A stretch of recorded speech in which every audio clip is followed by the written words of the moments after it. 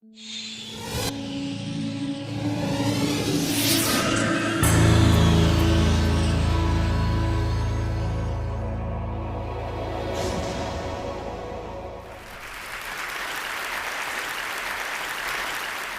I want to start by offering you a free, no-tech life hack.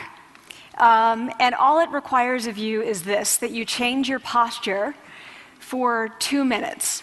But before I give it away, I want to ask you to right now do a little audit of your body and what you're doing with your body. So how many of you are sort of making yourselves smaller? Maybe you're hunching, crossing your legs, maybe wrapping your ankles. Sometimes we hold on to our arms like this. Sometimes we spread out. I see you. So I want you to pay attention to what you're doing right now. We're going to come back to that in a few minutes, and I'm hoping that if you sort of learn to tweak this a little bit, it could significantly change the way your life unfolds. So we're really fascinated with body language, and we're particularly interested in other people's body language. You know, we're interested in, like, you know, an awkward interaction, or a smile, or a contemptuous glance, or maybe a very awkward wink, or maybe even something like a handshake. Here they are arriving at number 10, and look at this lucky policeman gets to shake hands with the President of the United States. Oh, and here comes the Prime Minister of it. No.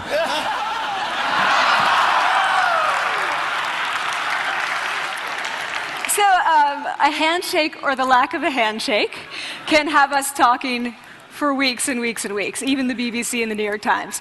So obviously, when we think about nonverbal behavior or body language, but we call it nonverbals as social scientists, it's language. So we think about communication. When we think about communication, we think about interactions. So what is your body language communicating to me? What's mine communicating to you? And there's a lot of reason to believe that this is a valid way to look at this. So social scientists have spent a lot of time looking at the effects of our body language or other people's body language on judgments. And we make sweeping judgments and inferences from body language.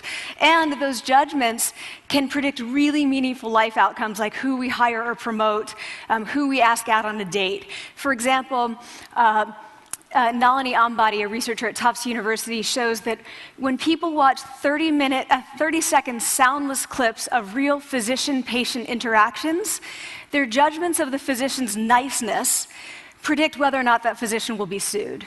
So it doesn't have to do so much with whether or not that physician was incompetent, but do we like that person and how they interacted?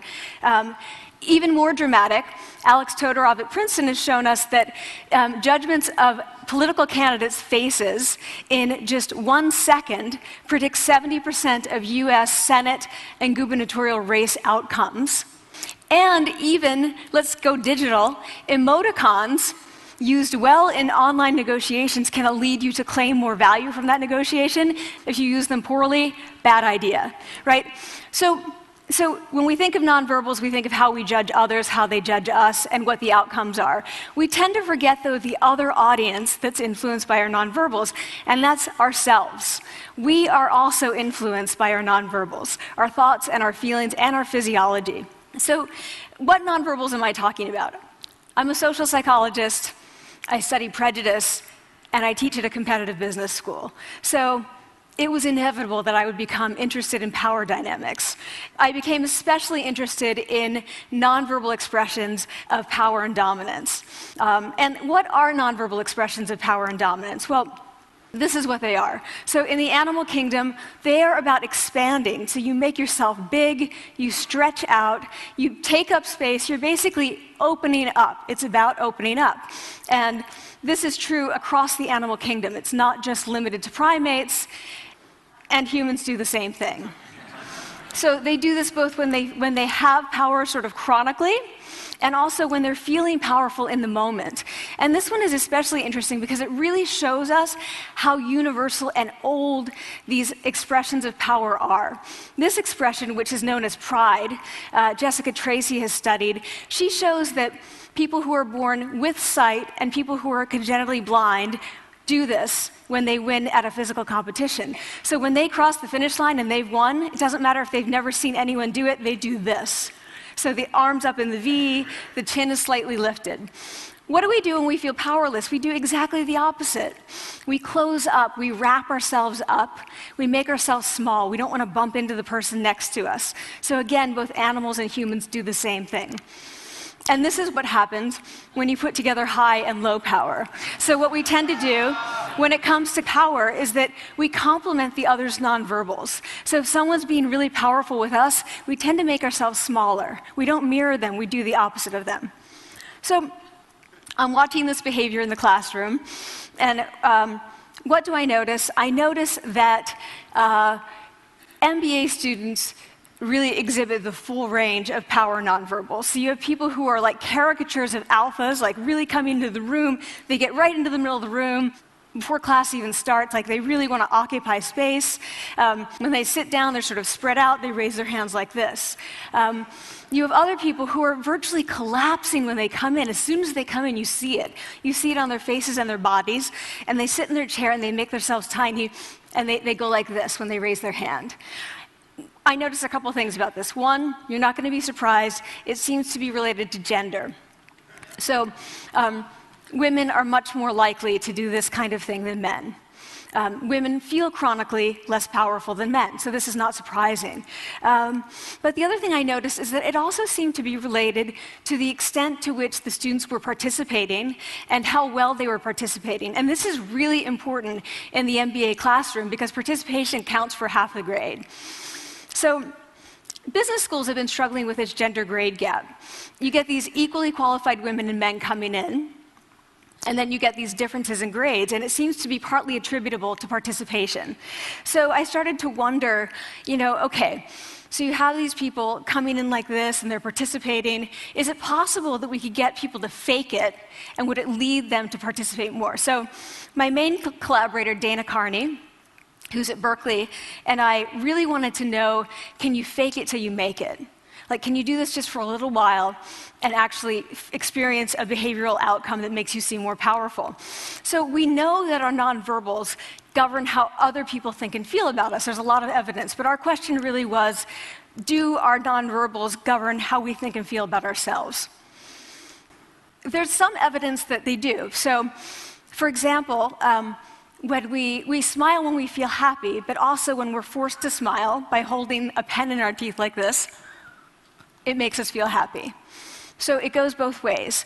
When it comes to power, it also goes both ways. So when you feel powerful, you're more likely to do this, but it's also possible that when you pretend to be powerful, you are more likely to actually feel powerful. So the second question really was, so we know that our minds change our bodies, but is it also true that our bodies change our minds? And when I say minds, in the case of the powerful, what am I talking about? So I'm talking about thoughts and feelings and the sort of physiological things that make up our thoughts and feelings. And in my case, that's hormones. I look at hormones. So what do the minds of the powerful versus the powerless look like? So powerful people tend to be, not surprisingly, more assertive and more confident, more optimistic. They actually feel that they're going to win even at games of chance.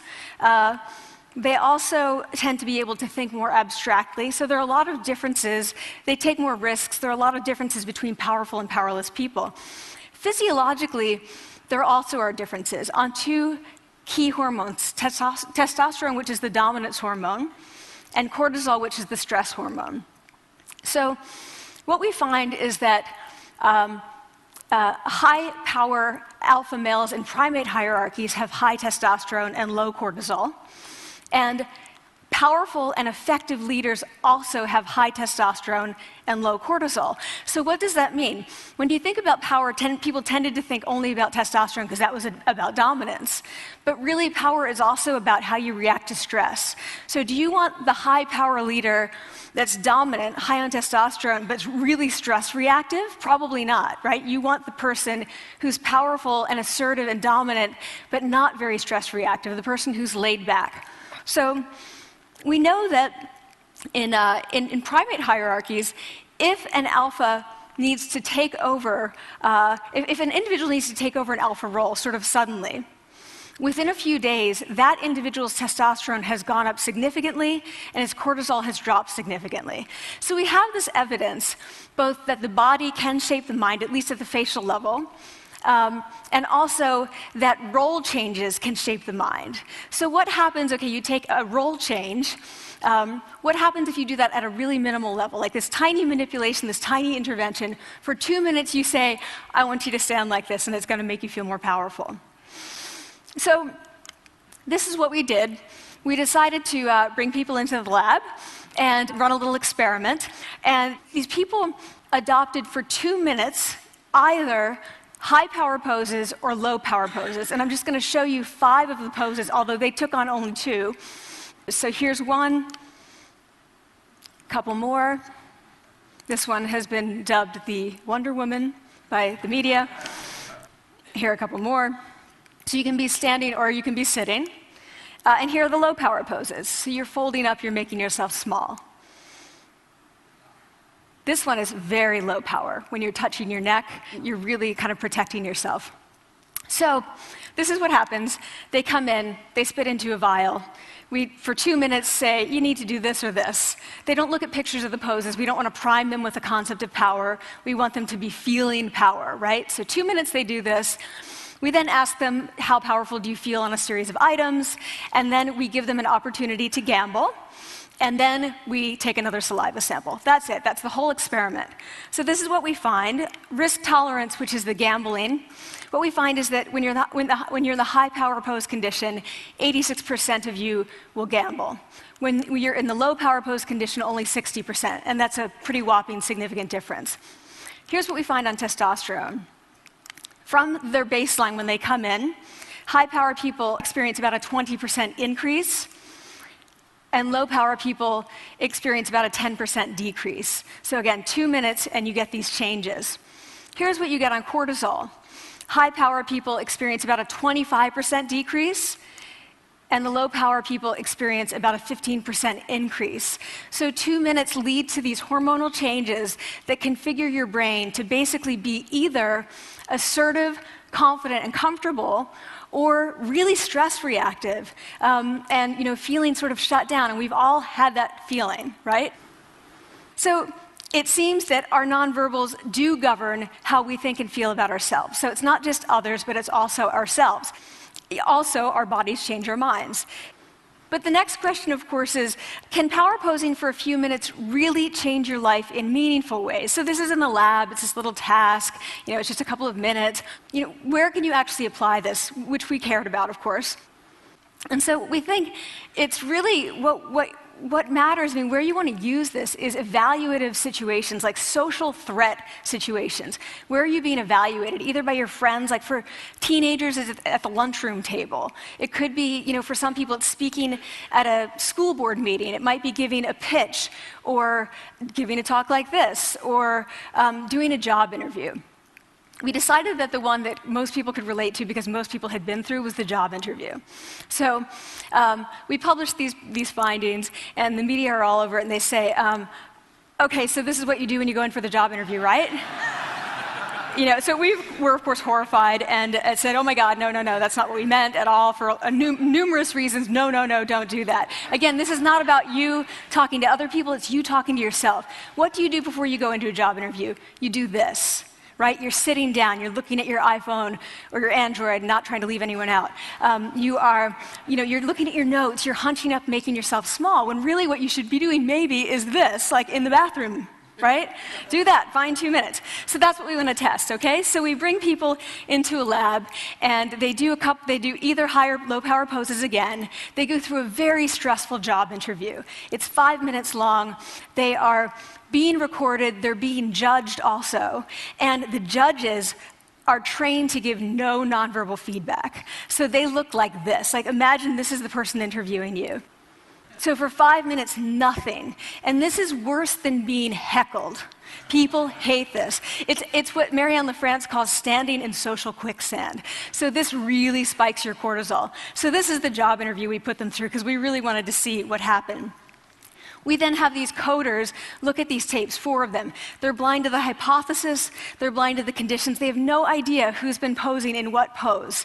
And they end up looking at these sets of tapes and they say, oh, we want to hire these people, all the high-power posers. We don't want to hire these people. We also evaluate these people much more positively overall. But what's driving it? It's not about the content of the speech. It's about the presence that they're bringing to the speech. We also, because we rate them on all these variables related to sort of competence, like how well structured is the speech? How good is it? What are their qualifications? No effect on those things. This is what's affected, these kinds of things. People are bringing their true selves, basically. They're bringing themselves. They bring their ideas, but as themselves, with no residue over them. So this is what's driving the effect or mediating the effect. So when I tell people about this, that our bodies change our minds and our minds can change our behavior and our behavior can change our outcomes, they say to me, it feels fake, right? So I said fake it till you make it. Like, it's not me. Like, I don't want to get there and then still feel like a fraud. I don't want to feel like an imposter. I don't want to get there only to feel like I'm not supposed to be here. And that really resonated with me because I want to tell you a little story about being an imposter and feeling like I'm not supposed to be here. When I was 19, I was in a really bad car accident. I was thrown out of a car, rolled several times. I was thrown from the car, and I woke up in a head injury rehab ward. And I had been withdrawn from college, and I learned that my IQ had dropped by 2 standard deviations, which was very traumatic.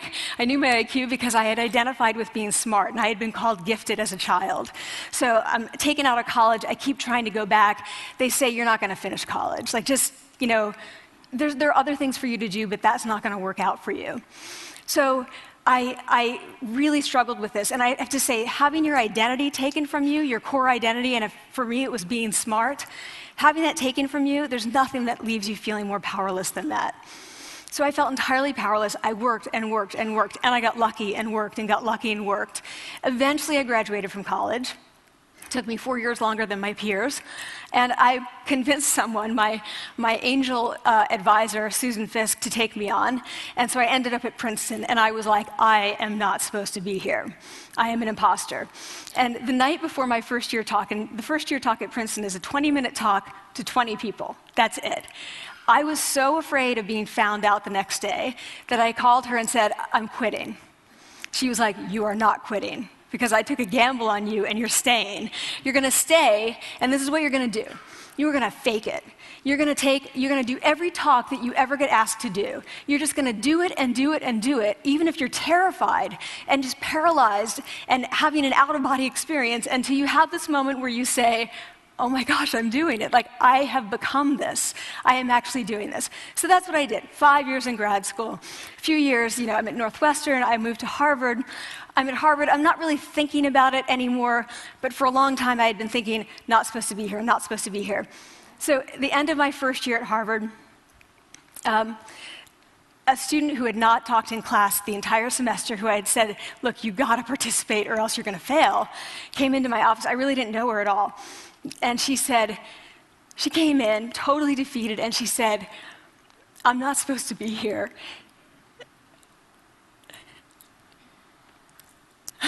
And that was the moment for me, because 2 things happened. One was that I realized, oh my gosh, I don't feel like that anymore. I don't feel that anymore, but she does, and I get that feeling. And the second was, she is supposed to be here.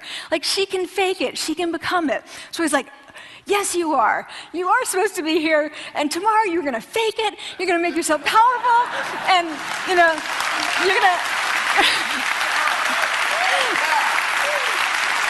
and you're going to go into the classroom, and you are going to give the best comment ever, And she gave the best comment ever, and people turned around, they were like, oh my God, I didn't even notice her sitting there, She comes back to me months later, and I realized that she had not just faked it till she made it, she had actually faked it till she became it. So she had changed. And so I want to say to you, don't fake it till you make it. Fake it till you become it. It's not do it enough until you actually become it and internalize. The last thing I'm going to leave you with is this. Tiny tweaks can lead to big changes. So this is 2 minutes. 2 minutes, 2 minutes, 2 minutes. Before you go into the next stressful evaluative situation, for 2 minutes, try doing this in the elevator, in a bathroom stall, at your desk behind closed doors. That's what you want to do. Configure your brain to cope the best in that situation. Get your testosterone up, get your cortisol down. Don't leave that situation feeling like, oh, I didn't show them who I am. Leave that situation feeling like, oh, I really feel like I got to say who I am and show who I am. So I want to ask you first, both to try power posing, and also I want to ask you to share this science, because this is simple. I don't have ego involved in this. Give it away, share it with people, because the people who can use it the most are the ones with no resources and no technology and no status and no power. Give it to them, because they can do it in private. They need their bodies, privacy, and 2 minutes, and it can significantly change the outcomes of their life. Thank you.